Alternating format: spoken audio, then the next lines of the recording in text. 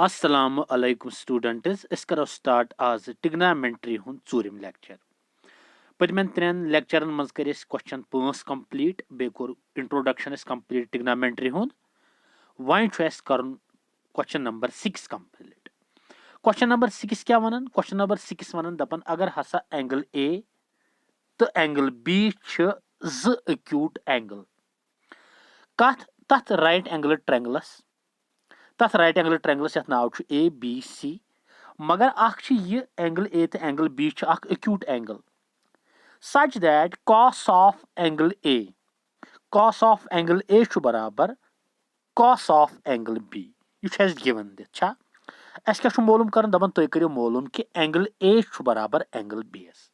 गो अस छु अख right angle triangle A B C यथ मंस अस एंगल ए छु cos ऑफ एंगल ए छु बराबर cos of angle B clear अस क्या कर मालूम अस वो कि एंगल ए बराबर एंगल बी एस ठीक अस करो कम अस बनाओ गोडन अख राइट एंगल ट्रायंगल अस कोर ड्रा अख right angle triangle A B C युस अस राइट एंगल एट सी थोवा सच दैट अत मन cos ऑफ ए बराबर cos ऑफ बी एस यह गिवन कंडीशन गिवन कंडीशन छा मगर अस पता अकिस ट्रायंगलस मज युस cos of A T ratio cos of A आसन बराबर बेस डिवाइडेड बाय हाइपोटेन्यूज छा तो cos ऑफ एंगल ए खतर यस बी एस छत ए एंगलस खतर सच ए सी तो हाइपोटेन्यूज गोस ए बी 90 अपोजिट क्लियर गो cos ऑफ ए गो बराबर तेल A C divided by A B छा A C divided by A B द्राव बराबर T ratio cos of A clear ये थव सेकंड इक्वेशन थवा तो इथे पे अगर cos of A one cos of B छा वुछ cos ऑफ बी कथ बराबर cos ऑफ बी मतलब गो अगर बी ट्रायंगल फिरन ये बी वातनावन बह सपोज बह बनावन ये फिरन बह ट्रायंगल अगर मे ये ट्रायंगल फिर इत पे यह वोत बी वात योतन वात्या बी वोत योतन यह सी वात योतन तो ए वात योतन छा वह अगर बह cos ऑफ एंगल बी वुच यह सह गो बेस डिवाइडेड बाय हाइपोटेन्यूज गो ये बी एस खतर बी एंगल बी खतर बी एस बी सी तो हाइपोटेन्यूज गोस ए बी गो cos ऑफ बी गो B C minus base divided by A B minus hypotenuse यह थव अस कचम त्रेम इक्वेशन अगर वो गोड इक्वेशन दोम तो इक्वेशन त्रेम यमन cos A is equal cos B गो यम दोनवे इक्वेशन दोम तो त्रेम करो यूज इक्वेशन फर्स्ट मज छा गो cos ऑफ ए बदल क्या दिमो ए सी बाय ए बी दुत यह cos ऑफ बी बदल दिमो B C by A B दुत यह दुता गो ए बी तो ए बी गस कैंसल डिनोमिनेटर सेम गो अत नेरस बराबर क्या ए सी द्राव बराबर कत बी सी एस गो ए सी द्राव बराबर बी सी एस तो पी कि अगर अकिस ट्रायंगलस मज सपोज अगर मे ट्रायंगल यथ ट्रायंगलस मज अगर यथ नाव ए यह सी यह बी छा अगर यथ राइट एंगल ट्रायंगलस मज जो साइड ना बराबर तेल बनो यह आइसोसेलेस ट्रायंगल क्या बनो आइसोसेलेस ट्रायंगल गो अकिस आइसोसेलेस ट्रायंगल प्रॉपर्टी क्या दपन अगर अकिस आइसोसेलेस ट्रायंगलस मज अगर चे यम अपोजिट यम अगर जो साइड अकिस आइसोसेलेस ट्रायंगलस मज बराबर दपन यमन दोन इक्वल साइडन यम अपोजिट एंगल्स आसन तुम तन बराबर means we know that angles opposite to equal sides of an isosceles triangle are also equal means कि यम एंगल्स अकिस आइसोसेलेस ट्रायंगल के दोन इक्वल साइडन अपोजिट आसन तुम तन बराबर गो यह साइड बराबर यथ अपोजिट एंगल ए यथ A C opposite angle B गो एंगल ए आस बराबर एंगल बी यह मालूम कर क्लियर गो यह मकलो question number question number 6 one अम पे क्वेश्चन नंबर 7 वुच क्वेश्चन नंबर 7 क्या क्वेश्चन नंबर 7 वन दपन 1 प्लस sin थीटा डिवाइडेड दपन if cot of theta is equal 7/8 दपन अगर cot of theta T ratio cot of theta बराबर 7/8 तुम दी इवालुएट कर 1 plus sin theta into 1 minus sin theta divided by 1 plus cos theta into 1 minus cos theta यह अख part दोयम part cot square theta यम जो पार्ट मालूम कर गो अस करो काम अतन एज यूजुअल पे क्वेश्चन मज कोर अस करो काम अस करो ट्रायंगल बनाओ ए बी सी गो ए बी सी बनो ट्रायंगल बनोवा तो युस एंगल बी एस पे 90 डिग्री तो angle A theta go theta मीनस कि एक्यूट एंगल साइड दैट तो पे अस गिवन दित cot ऑफ थीटा बराबर 7/8 छा यह गिवन गो अगर ये लिखो गिवन छा फर्स्ट इक्वेशन हप मगर तो पी यथ A B C right angle ट्रायंगलस मज क्या कथ बराबर cot of theta T ratio cot of theta बराबर बेस बाय परपेंडिकुलर गो कॉट ऑफ थीटा बेस क्या गई थीटा पे खड़ा गो ए बी परपेंडिकुलर गो शॉर्ट्स मज बी सी गो A B by B C गो कॉट ऑफ थीटा मगर कॉट ऑफ थीटा बराबर 7/8 कॉट ऑफ थीटा द्राव ए बी बटा बी सी द्रावा गो things which are equal to the same thing are equal to one another गो अगर cot of theta 7/8 cot of theta A B by B C गो A B by B C बराबर 7/8 ऐसे गो अगर A B by B C द्रावा 7/8 द्रावा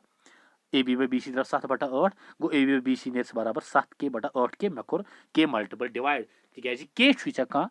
के common factor in दोनों clear where k belongs to positive integer यह common factor k cancel नेर बे 7/8 देयरफॉर ए बी नेर बराबर 7 के ए बी द्राव बराबर 7 के तो बी सी द्राव बराबर 8 के द्रावा ए बी 7 के बी सी द्राव 8 के गो ए बी द्राव 7 के तो बी सी क्या द्राव बराबर 8 के द्रावा बी सी द्राव 8 के गो जो साइड द्रायस यथ परपेंडिकुलर तो बेस द्रायस यथ कॉस ऑफ थीटा मतलब थीटा एंगल खतर ए बी सी ट्रायंगलस में वो ए सी कर मालूम गो तेल करो तमाम टी रेशो मालूम गो अत खत क्या करो in triangle A B C by Pythagoras theorem A C square गो बराबर A B square plus B C square गो इस पाइथागोरस थ्योरम गो ए बी स्क्वायर गो बराबर A C square plus A B square plus B C square Pythagoras theorem हिसाब बस अगर ये राइट एंगल ट्रायंगल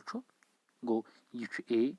यह बी यह सी यह 90 तो यह थीटा गो ये बराबर क्या A B square A C square is equal to तो पाई कि ए बी 7 के तो यह 8 के तो वो वन क्या नेरस बराबर गो ए सी स्क्वायर गो बराबर A B square plus B C square A B 7 के का whole square plus A B B C 8 के का होल स्क्वायर 7 गो 49 के स्क्वायर 8 गो 64 के स्क्वायर कुन 14 गई 113 के स्क्वायर गो ए सी द्रा बराबर your square your Khas root सह गो अंडर रूट ऑफ 113 के स्क्वायर सह क्या रूट गस कैंसल गो अंडर रूट 113 के नेर नबर तिकाज अत रूट क्या क्लियर गो ए सी द्राव अंडर रूट 113 के द्रावा वह करो मालूम कम यम टी ये मालूम कर वो वन क्या करो वह कर मालूम ये क्या कर मालूम 1 plus sine theta into 1 minus sine वो अगर तुम ये दिव नजर अगर बह ये ट्रायंगल बनाइथ ये वो ये सारी साइड द्राय बराबर यह गो ये ट्रायंगल यह ए बी तो सी यह गो 7 के यह गो 8 के तो यह कोता द्राव अंडर रूट 113 के द्रावा 1 plus sine theta 1 minus sine theta वो 1 प्लस साइन थीटा बराबर यह थीटा ये साइन थीटा गो ना बराबर क्या परपेंडिकुलर डिवाइड बाय हाइपोटेन्यूज गो B C by A C गो 1 प्लस साइन थीटा बदल गो B C by A C clear into 1 minus sine theta बदल गो शॉर्टस मज क्या बी सी बाय ए सी इथे पे 1 प्लस कॉस थीटा गो बराबर कॉस बराबर बेस बाय हाइपोटेन्यूज सह गो ए बी बाय ए सी इथे पे 1 माइनस कॉस थीटा सह गो A B by A C 1 plus B C कूता बी सी 8 के बटा अंडर रूट 113 के इंटू 1 माइनस बी सी 8 के divide by under root 113 k divided by 1 plus A C sorry 1 plus A B कूता A B शॉर्टस में बराबर कूता 7 k बटा under root 113 के सह ए सी बराबर 1 minus A B by A B बराबर कत 7 के ए सी गो अंडर रूट 113 के गो द्राव ये गो मगर ये हसा गसी by identity use A plus B into A minus B सह बराबर A square minus B square गो A plus B into A minus B identity कत बराबर अगर वो A plus B into A minus B गो बराबर A square minus B square identity गो ए जी जाए क्या 1 बी जी जाए 8 के डिवाइडेड बाय अंडर रूट 113 के सह गो A plus B into A minus B go A square go 1 square minus B square गो 8 के डिवाइडेड बाय अंडर रूट 113 के का होल स्क्वायर सह गो 8 के डिवाइडेड बाय अंडर रूट 113 के का होल स्क्वायर यह के गस कैंसल 8 स्क्वायर गो शॉर्टस में 64 under root 113 square root cancel सह गो 113 गो 64 बटा 113 नेरी द्रावा गो 1 माइनस 64 बटा 113 divided by A plus B into A minus B सह गो 1 माइनस 7 के डिवाइड बाय अंडर रूट 113 के का होल स्क्वायर 7 स्क्वायर गो शॉर्टस में 51 अंडर रूट 113 स्क्वायर गो स्क्वायर रूट कैंसल सह गो 113 के गस कैंसल गो 1 माइनस 64 बटा 113 डिवाइडेड बाय 1 माइनस 51 बटा 113 द्रावा गो ये गस क्रॉस मल्टीप्लिकेशन 113 1 गो 113 माइनस 64 डिवाइडेड बाय 113 इथे पे 113 1 113 माइनस 51 डिवाइडेड बाय 113 सह गो शॉर्टस में वो अम पे क्या गस अम पत नेक्स्ट पेजस मज वुच सा सह गो 113 minus 64 113 minus 64 divided by 113 113 minus 59 divided by 113 113 तो 113 गस कैंसल वुच सा 113 113 कैंसल सह गो शॉर्ट्स में 153 वाला 64 सह गो 59 तो 153 वाला 59 सह गो 64 गो 59 बटा 64 द्राव बराबर क्या यह गोडनुक पार्ट ठीक छा यह गो क्लियर यह मक्लो गोडनुक पार्ट वन दोयम पार्ट शॉर्ट्स मज क्या दपन कॉट स्क्वायर थीटा कर मालूम वह कॉट स्क्वायर थीटा कत गो बराबर कॉट स्क्वायर थीटा तो पई अगर कह T ratio cot square theta गो बराबर कॉट थीटा का होल स्क्वायर तो कॉट थीटा बराबर बेस बाय परपेंडिकुलर का होल स्क्वायर सह गो बराबर शॉर्ट्स मज कत सह गो बेस क्या बेस अगर वो बेस क्या बेस ए बी परपेंडिकुलर गो B C A B by B C का होल स्क्वायर ए बी 7 के ए बी 7 के तो बी सी 8 के सह गो 7 के बटा 8 के का होल स्क्वायर यह के तो के गस कैंसल वुच सा यह के तो के गस कैंसल यह के तो के मक्लो सह गो 7 बटा 8 का होल स्क्वायर 7 स्क्वायर गो 59 8 स्क्वायर गो 64 यह मक्लो दोयम पार्ट क्लियर वन अम पत क्वेश्चन नंबर क्वेश्चन नंबर 8 वुच सा क्वेश्चन नंबर 8 क्या one दपन if 3 cot a is equal to 4 check whether 1 minus tan square theta divided by 1 plus tan square theta is equal to cos square a minus sin square a or not दपन तुम one अगर 3 cot a बराबर 4 तेल 1 minus tan square a divided by 1 plus tan square a बराबर cos square a minus sin square a यह अत बराबर कि न अ दिन कर क्या करो गोडन गिवन दित ओड़े कि 3 cot a 4 बराबर यह 3 गो डिवाइड यह मल्टीपल यह डिवाइड cot a नेर बराबर 4 बटा 3 द्रावा मगर यथ मज कह बराबर cot a cot बराबर बेस बाय परपेंडिकुलर सह गो A B divided by B C A B divided B C द्रावस cot a योर cot a योर cot a things which are equal to the same thing are equal to one another सह गो A B by B C नेर बराबर 4 बटा 3 द्रावा गो A B by B C द्रा बराबर 4 बटा 3 द्रावा वुच सा गो A B by B C द्रा बराबर 4 मे कोर मल्टीपल तो डिवाइड क्या k A B by B C द्रा बराबर 4 बटा 3 मे कोर योर मल्टीपल के योर डिवाइड के गस ये बे 4 बटा 3 मगर ए बी द्रा बराबर 4 के बी सी 3 के गो ए बी 4 के ए बी द्रा 4 के तो बी सी द्रा 3 के द्रावा वन यह कर मालूम तो पाई 4 3 तो 5 पाइथागोरस ट्रिपलेट गो यह 5 जरूरी वुच सा वन दिमो नजर in right angle triangle A B C right angle at B by Pythagoras theorem यह स्क्वायर प्लस यह स्क्वायर गो बराबर ए सी स्क्वायर गो ए सी स्क्वायर गो बराबर 4 की ए सी स्क्वायर बराबर गो A B square plus B C square A C square गो बराबर 4 के का होल स्क्वायर प्लस 3 के का होल स्क्वायर 4 स्क्वायर गो 6 3 स्क्वायर गो 9 सह गो 6 स्क्वायर के स्क्वायर प्लस 9 के स्क्वायर सह गो 5 के स्क्वायर ए सी स्क्वायर नेर बराबर योर वह स्क्वायर योर खस रूट तो स्क्वायर तो रूट गस कैंसल सह गो 5 के द्रा बराबर ए सी 5 के द्रा बराबर ए सी द्रावा वह हेको अस तमाम बाकी टी रेशो कर मालूम थो सा नजर वुच सा बाकी टी रेशो कत नेर बराबर वह वन कर मालूम वुच सा one 1 minus tan square divided 1 plus tan square सह गो तो पाई गोडनथ कि राइट एंगल ट्रायंगलस मज अगर बे दिन वह इत पे बनाव ट्रायंगल यह ए बी तो सी यह पाई तुम कि गोडनथ परपेंडिकुलर परपेंडिकुलर 3 के यह 3 के यह 4 के तो यह द्राव 5 के द्रावा वुच सा सह गो 1 minus tan square divided 1 plus tan square कत गो बराबर 1 माइनस tan ए का whole square divided 1 plus tan A का होल स्क्वायर सह गो 1 माइनस tan गो बराबर परपेंडिकुलर बाय बेस तो पाई परपेंडिकुलर क्या यह थीटा यह परपेंडिकुलर यह बेस सह गो B C by A B का whole square divided 1 plus tan A B C by A B का होल स्क्वायर सह गो 1 माइनस बी सी को 3 के डिवाइडेड बाय ए बी 4 के 1 माइनस 3 के बाय 4 के का whole square divided by 1 plus 3 के बाय 4 के का होल स्क्वायर सह गो 1 माइनस के गस कैंसल सह गो 3 बाय 4 का whole square divided by 1 plus 3 by 4 का होल स्क्वायर सह गो 1 माइनस 3 स्क्वायर गो 9 4 स्क्वायर गो 6 डिवाइडेड बाय 1 प्लस 3 स्क्वायर गो 9 4 स्क्वायर गो 6 गो सह गो 6 1 जार क्रॉस मल्टीप्लिकेशन 6 1 जार 6 1 9 जार 9 6 माइनस 9 डिवाइडेड बाय 6 ये पर 6 1 जार 6 1 9 जार 9 डिवाइडेड बाय 6 तो सह गो 6 वालों 9 7 बटा 6 6 तो 9 गई 5 बटा 6 6 तो 6 गस कैंसल सह गो 7 बटा 5 द्राव गोडनुक पार्ट द्रावा गो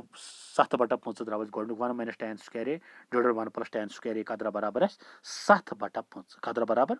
7 बटा 5 द्राव गोडनुक part 1 minus tan square A divided 1 plus tan square ए वुच सा वन पे ब्याक पार्ट क्या वन ब्याक पार्ट वन गोडनथी कि cos स्क्वायर ए माइनस sin स्क्वायर ए अगर यह ट्रायंगल ये cos स्क्वायर ए माइनस sin स्क्वायर ए cos स्क्वायर ए माइनस कॉस स्क्वायर ए minus sine square ए यह पाई यह 3k तो यह 4k तो यह 5k वुच कॉस स्क्वायर ए माइनस साइन स्क्वायर ए कॉस बराबर सह गो कॉस ए का होल स्क्वायर माइनस साइन ए का होल स्क्वायर कॉस गो बराबर बेस बाय हाइपोटेन्यूज बेस यथ मज ए बी हाइपोटेन्यूज गोस ए सी सह गो A B by A C का whole square minus minus sine गो परपेंडिकुलर डिवाइडेड बाय हाइपोटेन्यूज सह गो B C by A C का होल स्क्वायर सह गो ए बी कूत A B 4k divided by 5k का whole square minus 3k divided by 5k का whole square गो k तो k कैंसल सह गो 4/5 का होल स्क्वायर माइनस 3/5 का होल स्क्वायर 4 स्क्वायर गो 10 5 स्क्वायर गो 5 3 स्क्वायर गो 9 5 स्क्वायर गो 5 गो सह गो 10/5 माइनस 9/5 सह गो शॉर्टस मज 5 नील डिनोमिनेटर गो अगर 5 द्राव डिनोमिनेटर सह गो 10 तो माइनस 9 सह गो 10 माइनस 9 सह गो अगर 10 वालो 9 सह गो 7/5 द्रावा गो अगर 7/5 द्राव गो द्राव 7/5 ये मगर यपर द्राव ये 7/5 1 minus tan square A divided 1 plus tan square 7/5 यपर cos square minus sin square ये 7/5 गो ये ननो कि 1 minus tan square A 1 minus tan square A तो 1 divided 1 plus tan square A बराबर cos square minus sin square A द्राय दोनों बराबर कत 7/5 क्लियर मकलो क्वेश्चन ते ओके यथ लेक्चर खतर अल्लाह हाफिज।